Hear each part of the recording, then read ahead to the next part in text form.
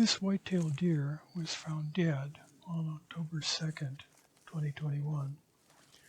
Wildlife biologists hypothesize that it may have been a victim of bluetongue virus, a virus vectored by Golicoides, a genus of biting midges, and no-see-ums. When found on October 2nd, it was evident that the deer had been dead about 3 days. Female calophorid flies had found the carcass and had deposited eggs in moist areas of the skin, around the nose, and anus. Some of these eggs were already hatching when the carcass was first found.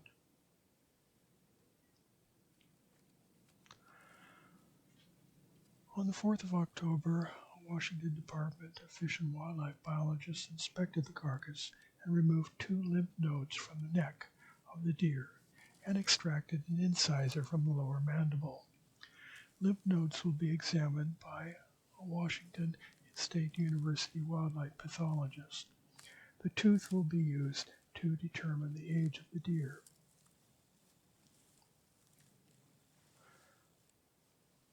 On the 5th of October, a trail camera was placed near the carcass to document the presence of mammalian and avian scavengers that might visit the carcass. We expected to see coyotes because they were common in the area, but no coyotes appeared. Common ravens and black-billed magpies were the only scavengers observed. The dominant scavenger was the common raven. The trail camera documented as many as 7 ravens on the deer carcass at one time over a 3-day period, 5 through 7 October. Black-billed magpies were observed near the carcass, but were never observed on the carcass itself. This was unexpected. No nocturnal mammalian or avian scavengers were found or observed.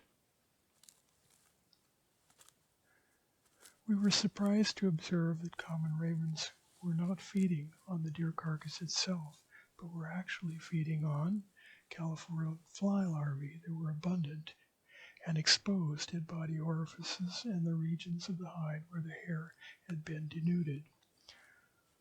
Focal regions included the neck where the lymph nodes had been removed and the anal area of the deer.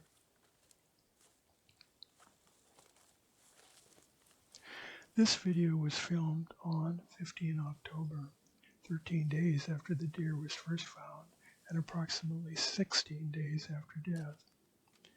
One can see the flesh of the deer carcass has been very nearly completely decomposed by larval calophorid flies and microorganisms such as bacteria and fungi.